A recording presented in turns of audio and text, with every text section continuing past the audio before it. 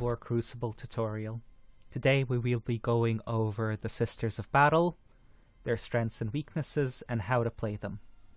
As always, when learning a new faction, I recommend going into a skirmish game, enabling dev mode, and just reading all the descriptions, playing around with all the units, just getting a feel for how the faction plays and how all of its parts work.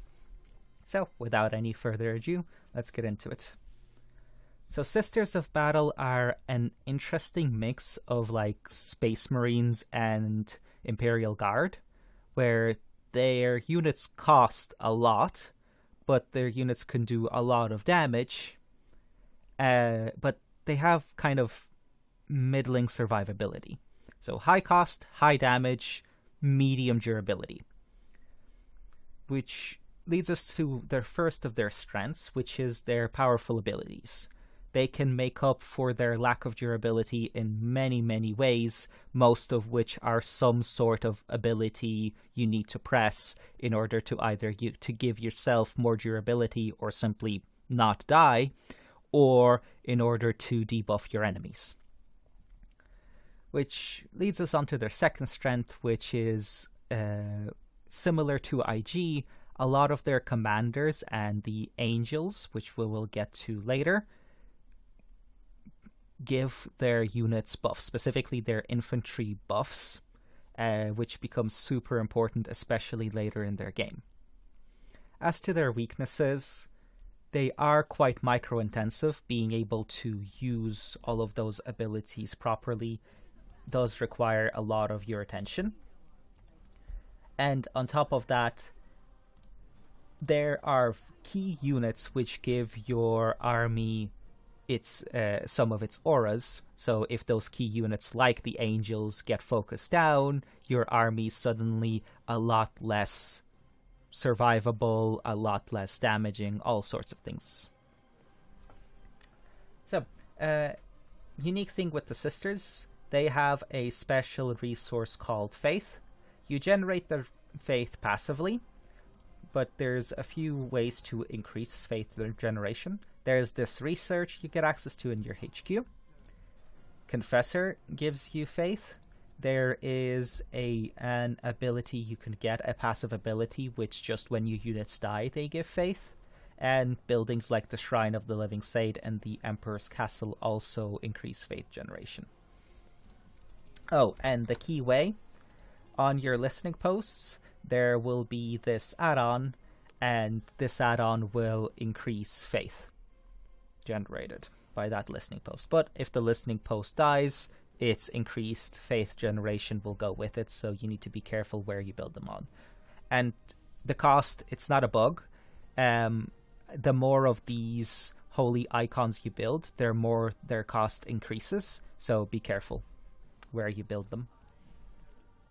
So, moving on to their units, we will go through their roster tier by tier, pointing out all the key units and some other things that might be important. So, Servitor, standard builder, can reinforce up to 3, has a run, and has this special ability which is kind of situational. It basically does a bunch of damage to an enemy building. It has its uses, but they are niche. Their capper squad is the Novitiates. Novitiates are middle-of-the-road capping units. They have good melee and range damage, but they don't have as much versatility later on as something like Scouts would. They don't get any of the special weapons. They only get one leader, and that leader is okay, but it's not great. And 3 to 5 models is fine. So they're middle of the road. Their main downside is the fact that they cost 2 supply, which you would only start in a normal game with 10 supply. So if you get 3 squads of Novitiates to cap points, then you only have 4 cap left to build the rest of your tier 0 units. So you may want to occasionally either kill your own Novitiate squad or just send them into the enemy to die to free up supply, because in the early game getting these researchers to increase cap is expensive and you may not want to spend the resources on that. So, moving on to their barracks. First, let's talk about the Canoness. So, heroes for sisters work differently in that their war gear costs faith, which means that if, let's say, you wanted to go for heroes as Space Marines, you would be spending a lot of resources on them, and you wouldn't be able to build as many normal units. The heroes don't complement your army so much as they replace a good portion of your army. For sisters, because their war gear costs faith, and you're only spending requisition and power on the hero levels, it makes their heroes very complementary to their army, where you want to build the heroes along with the rest of your army. So, Canoness herself, bunch of war gear that I won't go into. One particular war gear to mention is the Rosarius, which gives her the ability to die. Something to note, this isn't immunity to damage, this is just not being able to die. This is how all of the sisters' abilities have been reworked to work. Simply put, immunity to damage was way too powerful, so instead all of these abilities that make the heroes or units immune, that immunity is simply immunity to death. They will still take damage, they will still go down to 1 HP, they just won't die. Okay. So the other notable thing about the Canoness is this Purifying Light ability. Again, note that it costs faith. You activate it, and in a big area around her, enemies have significantly reduced accuracies for a few seconds. This is key to your tier 0, because your units don't have their faith abilities yet, right? You don't have access to all of the faith abilities or the missionary that you would get later on. So in tier 0, your units are less cost effective than enemy units just pound per pound. So you will need to make use of the Canoness and the Purifying Light, especially versus ranged armies, to reduce the damage that you're taking. Because again, low durability army. Well, medium durability army, but low durability for their cost. One last thing to note in tier 0, Cherubim is your detector. You can build them in the listening posts. You can attach them to your squads.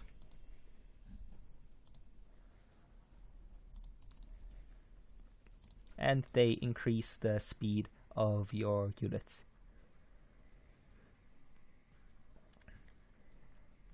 Also have an accuracy aura for allies and reduce sight for enemies. Not useful support detector.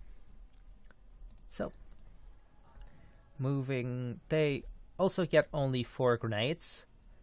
1 anti-infantry grenade, which is the equivalent of the fire grenade. Fire on the ground damages morale, but no kind of frag grenade.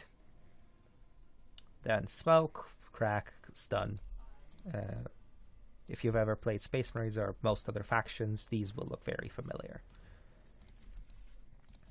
So, going into tier 1, you get access to a few things. Holy Reliquary is where you get most of your faith abilities at.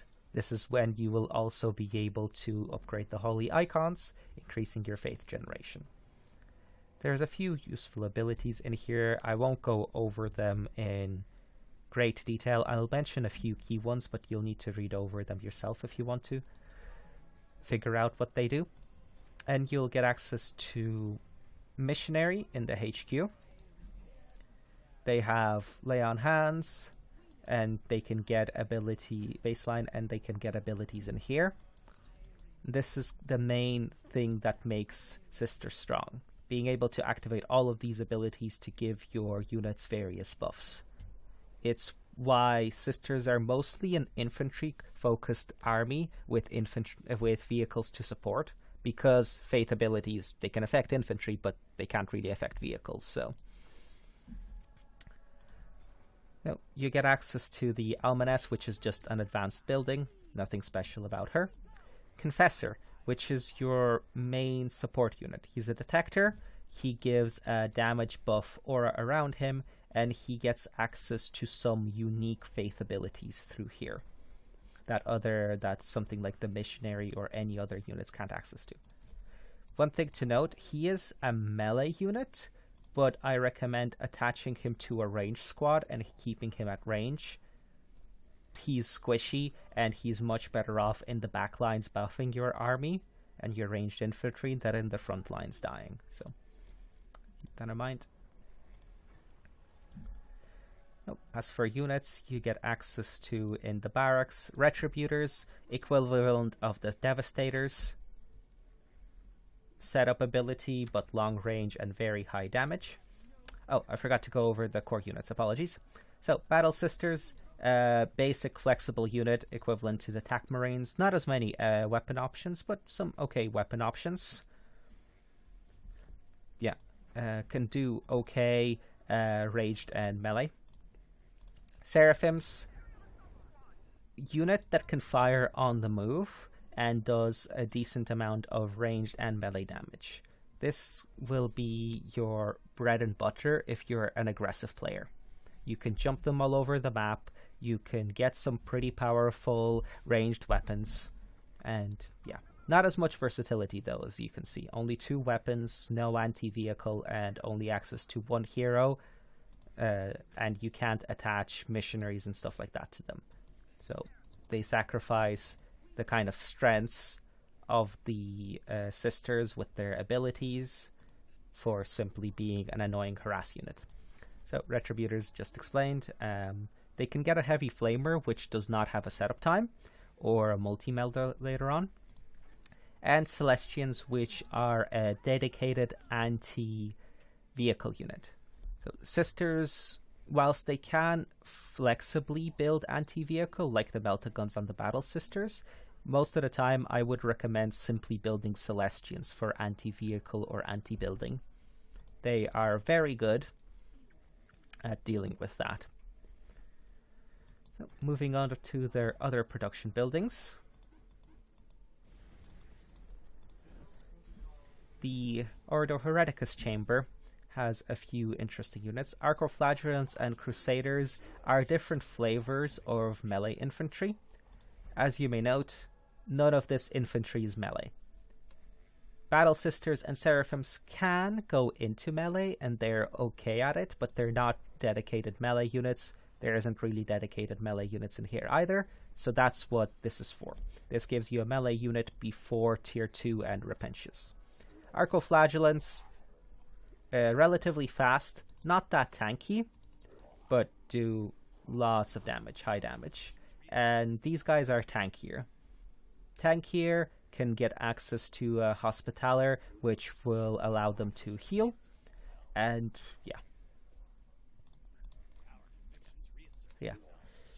damaging infantry, tanky infantry is the basic way to do it. Now onto their assassins. This is your anti-commander. Death Coiled Assassin, melee anti-commander, does a hell of a lot of damage. Gets access to some faith abilities later on, if I remember correctly. But we'll get to that when we go to those later faith abilities. And Calidus Assassin. Probably the most high difficult and high skill unit to use in the Sisters roster, simply because of this shape altering polymorphin drug. Basically, in an area around her, enemy units will not be able to shoot. So you need to somehow get this 900 health, very squishy unit in the middle of the enemy army. And then you pop this, and suddenly the enemies can't shoot. I have lost count of how many fights I won simply based off this. This is where the high skill floor and ceiling of the sisters come from abilities like this, being able to just disable the entire enemy army from shooting for a period of time, or until this assassin is killed. Moving on to vehicles, I won't go into too much detail. Their vehicles are kind of weak at the moment and due a rework. So you'll have to, if the rework does happen after that, you'll need to just read the descriptions to figure out what they do, but their purposes should be around the same as what I described. So, Rhino, transport, no weapon upgrades, very basic. Can transport 2 units, has healing abilities. Sentinel serves slightly different purpose from something like IG, where this is a scouting unit. You build it to figure out what the enemy is doing or to try to harass the enemy, where it only gets a multi-belter, which is good versus vehicles and buildings, so you can build a few of these, get their upgrade to give them more health, get the multi-belters, and just send them against the listening post, and they'll kill it very quickly. Either with the melters or without the melters, since they do have flamers. Immolator tank. Frontline tank. Its main thing is getting in, again, in the middle of enemy army, and using this ability, which just absolutely... yeah, that. I think that speaks for itself. Lightning fighter. Harassing aircraft. Does okay damage to basically everything. Flies around. Not much to describe. So, moving on to tier 2. You get access to the Inquisitor. Her main thing is having a protection aura, where any allies around her take less damage. You get access to Repentious, which are your dedicated melee squad. They have a special ability which just makes them do more damage and run faster, but they lose health over time. Be careful when using this, but when used at the right moment, this can be amazing. Let's see. They get access to the Exorcist. What it's supposed to be is an early artillery unit. The catch is, right now, it is very shit.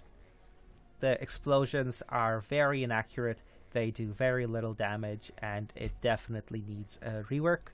But ideally, when the rework happens, there'll be a nice early disruption artillery unit.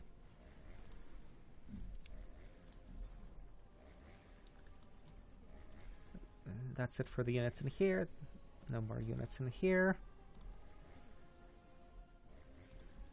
Moving on to tier 3. Yes, there's not a lot in tier 2 for sisters. I know it's something I'm working on figuring out. So you get access to Preceptor. This is your kind of equivalent to the Force Commander or something, just an advanced melee hero who also gets access to Purifying Light and some other cool abilities later on. Again, these cost faith, so you go tier 3, you just want to get it. Like, it's a good supporting unit, it will do a lot of damage. If you get their upgrades, it will be quite tanky. Good frontline unit. You get access to Nunciates and Legatines. These are tier 3 kinda Terminator equivalents. I know I'm making a lot of Space Marine comparisons, but it's the easiest thing to compare to. So, Nunciates are a anti-everything ranged unit, and they have the special Don't Die ability. Legatines is a anti-everything melee unit, also with a Not Die ability. This is what makes these units special and what makes them so much more expensive than their counterparts. The ability to just pop this button and be like, hey, this squad can't die for the next 10-15 seconds, which, considering their high damage, can mean that the enemy will die in the meantime.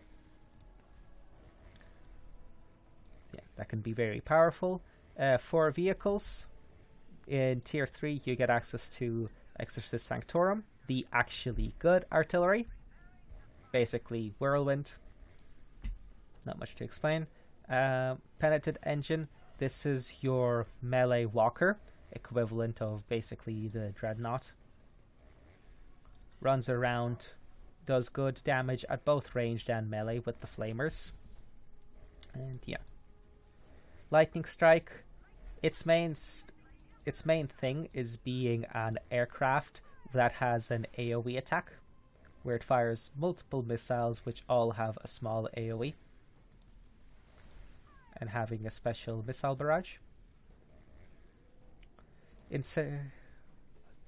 Incarcerator, I'm not going to talk about this vehicle much. It will probably have to be reworked, but right now it's a ranged kind of damage vehicle. And the Faithblade, a relatively new addition to the Sisters roster. This is your tier 3 relic vehicle equivalent of the Baneblades. It, pound per pound, is stronger than the Baneblade, with its kind of quote-unquote downside being the fact that you don't get access to a bunch of different variants. This is the variant you have. It's good versus infantry, morale, demons, and buildings, and that's about it. So the other special thing you get in tier 3 are your angels. This forms the support part of your army when you get to tier 3. So you Saint Anais is simply doesn't really have any supporting or ability supporting your army. It just does a lot of damage and has a damage ability. Saint Emmeline is good versus commanders, monsters, and demons, and has a healing aura. So this is where the buffing comes in, where the angels have auras. And Saint Arabella is a protection angel, where she's the tankiest of the angels by a significant margin, and has a ranged damage reduction aura. So that's it for tier 3. Moving on to tier 4. Nuclear Center, not much to talk about. Standard nukes. Yeah, standard nukes. But Sister Shrine to the Emperor. So, this building increases health and morale of units globally, which is quite important for your infantry, and also has a few units it can produce. So first of all, Knight Solaria. Let me get some more relic, apologies. So Knight Solaria is basically like a melee titan. It has good range damage, but one of its main perks is being a titan class unit, which can go into melee as well as range. Very versatile. Doesn't really use the shields. Doesn't have the shields that a normal Titan does, so it is quite squishy compared to a Titan, but very powerful if used correctly. And the Capital Imperialis is best described as a giant transport, like a giant land raider, which can also produce vehicles. It can stand stationary to focus on production. This is your forward base, where you go out there, you're fighting in the middle of somewhere, and your infantry units can reinforce and stuff like that, but when you lose vehicles, you have to build them again at your base and send them back out, and it takes them a while to get out there. So you build a Capital Imperialis, and there we go, you can produce your vehicles out in the field to support your army. Okay. And also in tier 4, you get access to the... Alright, Saint Celestian.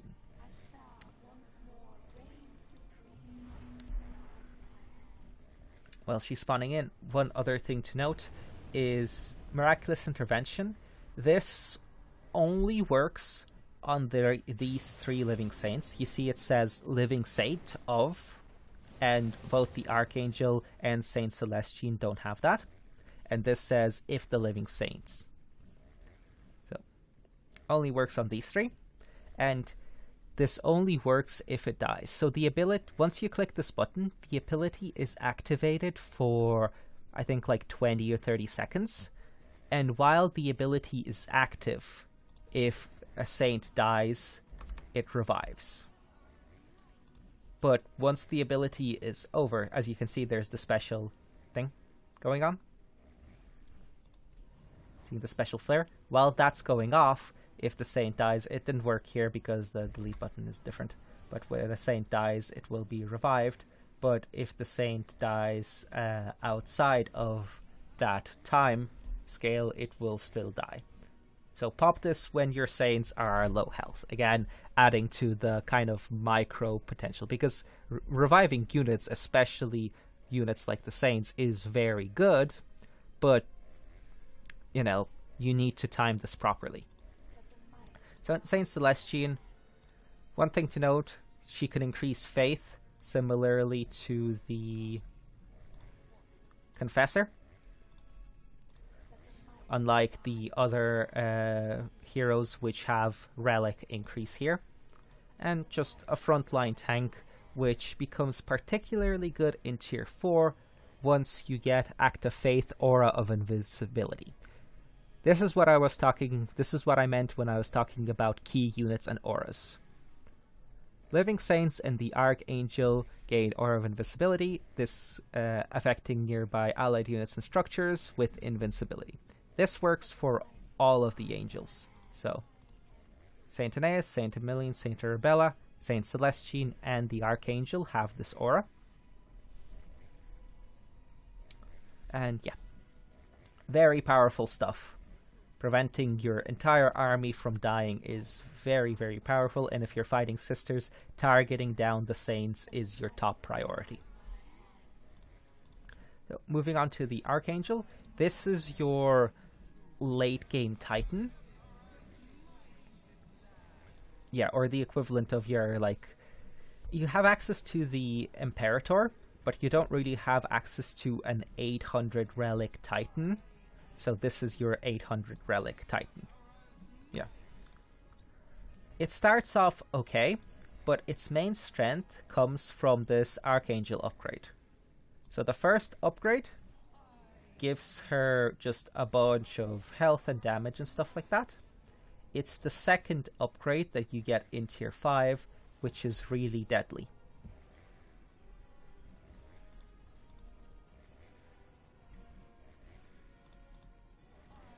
Divine Slaughter. It's basically a mini nuke in an area around her. It does cost a lot of faith, and if you are to spam it, you will run out of faith very quickly. Which leads us onto faith uses. So yeah. Which leads us on to faith uses.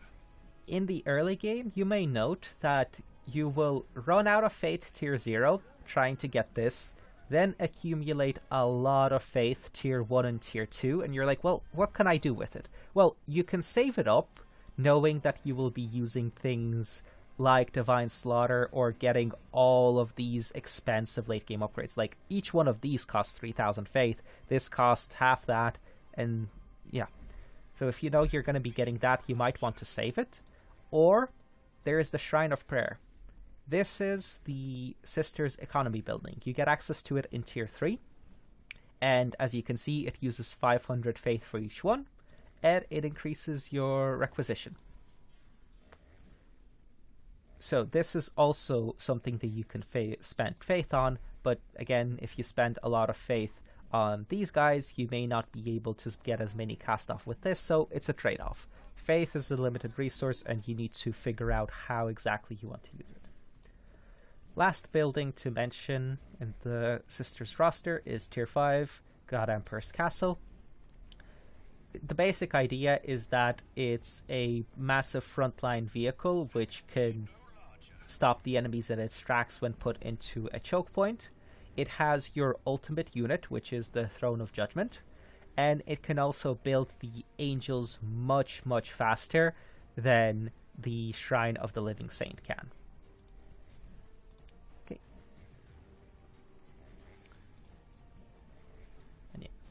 it in itself is just a massive tank. Like, look at that health. And then the last unit, the Throne of Judgment, it also has this invulnerability aura. And it has a ton of health and a ton of damage. So yeah, that's another thing to save your faith for if you want to get the Throne of Judgment. If you're spending your faith willy-nilly, you're probably not going to get enough, and then you have to wait, and yeah.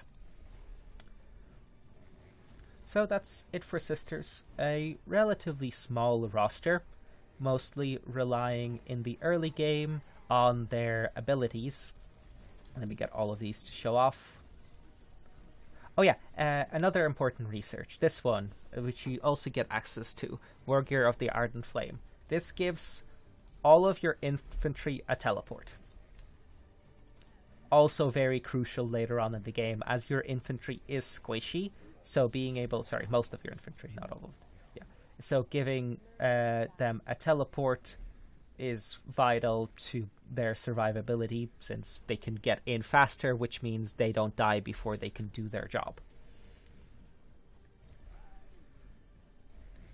Let me find a missionary here to show it off. As you can see, missionary has a bunch of abilities, so if you are to put him on a squad, you'll have all of these abilities you can use. And then heroes have multiple abilities of their own. They have these abilities.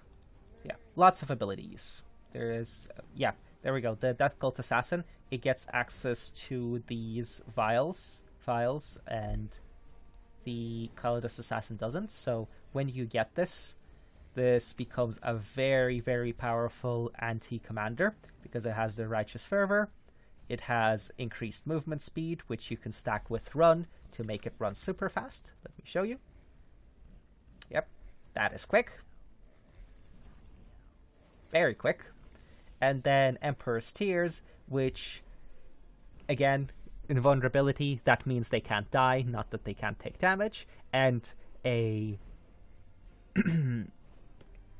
and a massive damage boost. So this becomes an absolute beast at killing commanders. Yeah. And that's it for the roster. So next up, we'll do a build order with Sisters. I'll only do a single build order for them, as their build is relatively self-explanatory. You use your infantry as your main units, supported by your heroes and assassins, and supported by vehicles, or use your vehicles to like flank or come in at a different angle. And late game, you get either angels or the knight, depending on what you want to focus on. Sorry, angels or knight and faithblade, depending on if you want to focus on vehicles or buffing your infantry. And that's basically it.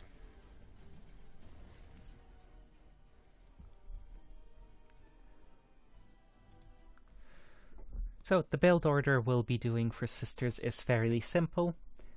I'll be using the Seraphim to pressure tier 0, just be very, very annoying and not let the AI rest. And then going tier 1 Retributors and Celestians, and finishing off the enemy with those with their long-range firepower and anti-vehicle, anti-building firepower. Obviously, heroes will be used to support, as always, and vehicles, they won't really be used. You can use them if you want to, but this build doesn't rely on them. So, standard stuff. Servitor, 3 Novitiates, 2 Servitors.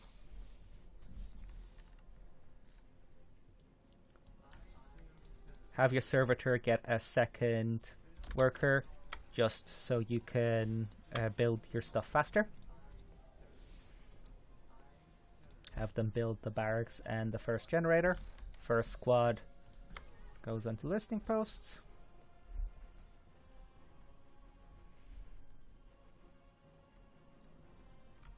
Second squad goes onto listening posts. And let me set up the hotkeys. And there we go. This is built. First up, squad of Seraphim. Listening posts as well. When this listening post finishes, Servitor will be done and ready to build stuff on it. You don't really need two generators as sisters, since you don't have all that much war gear or other stuff you want to get. So for now, one generator is fine. Grenades are useful, but they're not vital. So when we can afford it, we'll get a second squad of Seraphims. Getting your listening post is more important than getting a second squad, so that's why I focused on that. This squad will go over there to cap that when it's done. Let's get these two. Here we go, and put both of you... Ooh, Eldar. Let's just be very, very annoying to those Eldar whilst we're capping points. This is what I mean. The Eldar has to run around and try to deal with this harassment whilst I'm capping stuff around the middle of the map. And there we go. We managed to decap one of the listening posts. That's great. That is amazing. Ooh, they did manage to get a thing here. Let's try to get rid of it. Apologies, that seems way too loud for some reason. We'll need to fix that. I'm not sure why that's so loud. Another thing with Seraphims, they can go both into ranged and melee depending on what you're fighting. So if you're fighting ranged units, you would want to go into melee, whilst if you're fighting melee units, you just want to kite them to death. Let's grab you and then get you back. And reinforcing them is quite expensive, so I don't recommend doing that unless you're really intent on fighting. So as you can see, with these guys, I would want to go into melee, but with Banshees, I would want to simply run away from them, so that's what I'm doing. And when you're done, let's go over here. Let's build a second listening post. Sorry, a plasma generator. Ideally, I should have gotten that plasma generator earlier, but it's not a big deal. Oh, look at that. They still haven't capped their relic. Great. That is one listening post worth of requisition that they're completely not getting. This one they got late, and I am taking the two in the middle, which gives me an advantage. And obviously there's also the crits, but those are map dependent. So now we have our hero, so we can fight ranged squads easier. That doesn't... that's not that important right now. Let's get a third generator, since we want to go tier 1 and upgrade all of the listening posts. And now that we have a surplus of requisition, we can upgrade. Since these are melee units, I don't want to actually fight them in melee with the Seraphim. I want them to shoot, so shooting we're doing. As we can see, just kiting them. And there we go, the Banshees barely did anything that fight because they were chasing Seraphims and simply couldn't kill them. There we go. They're retreating. Cool, we got this and this. So now, big portion of the map has been secured. Let's get a fourth generator just to be able to go tier 1. Then we'll get the armory. And go from there. Okay, great. Just enough resources. And another big prop for the Seraphim is because they're so quick and have a jump, wherever the enemy attacks, I'll be able to respond to it very quickly. If I add 2 squads of Battle Sisters, then it would be difficult to get them from this side of the map to this side of the map. So we're going tier 1. Let's get the armory. In tier 0, you only get the grenade. You don't get all that many. Well, you get some useful upgrades, but not a lot. So if you don't need the grenade, I'd recommend not going tier 1 until you really need to. We are running low on pop cap, so let's get rid of those 2 squads first. Let's build a squad of Retributors and a squad of Celestians. There we go. Tier 1. That's where we want to get more generators, because you have all of these useful abilities, all of which you get access to only in tier 1. And let's get the Inferno Pistols. And sure, we can get the grenades. Just because they're less important doesn't mean they're not important.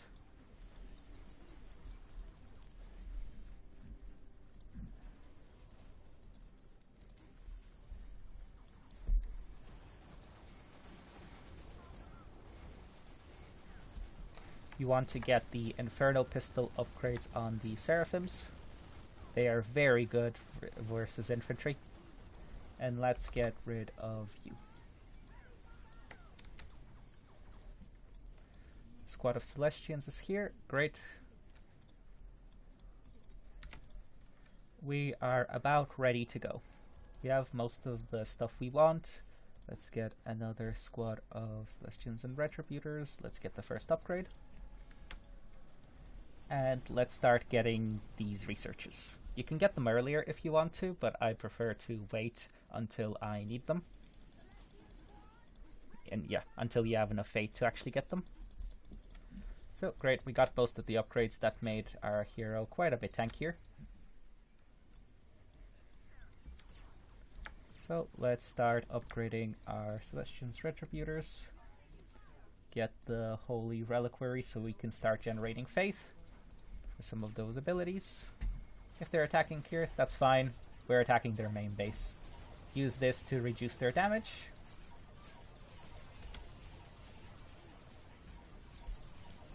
And let's get some flamers on these guys.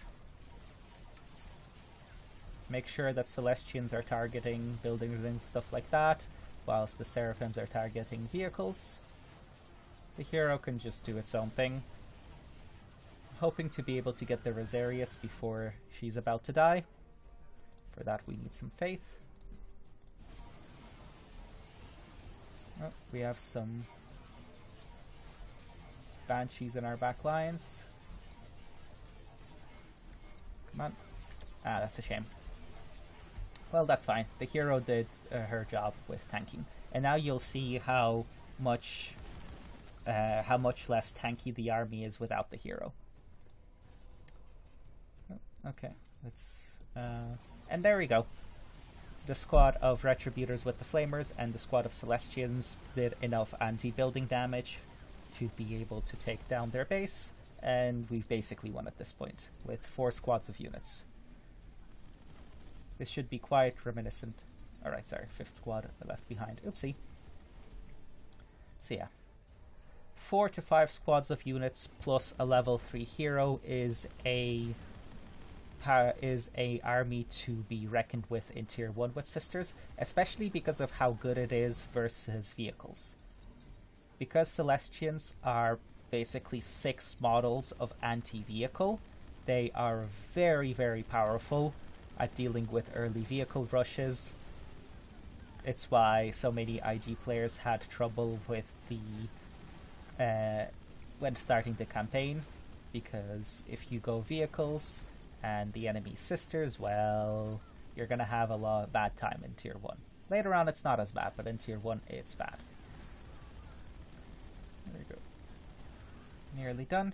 So if the game didn't end here, what you would do is you would upgrade all of your listening posts, get their faith upgrade on them, get the faith upgrades, go tier 2, use your advanced hero to get a 2nd or a 3rd HQ, again Hereticus Chamber if you want some front line, and yeah, just play from there. Go tier 3, get the Saints. There's a big power spike between tier 2 and tier 3, as you saw by the sheer amount of units or lack of units for Sisters in tier 2. So I recommend saving up for tier 3. Even if you can't afford to get Nunciates or Legatines, just being able to have an Angel or 2 buffing your army is a big deal. So, thank you for watching the guide. If you have any questions, we have a Discord where we where we can provide help with any faction, or you can leave them in the comments of the videos and we'll answer them as best we can. Thank you for watching, and see you guys in the next one.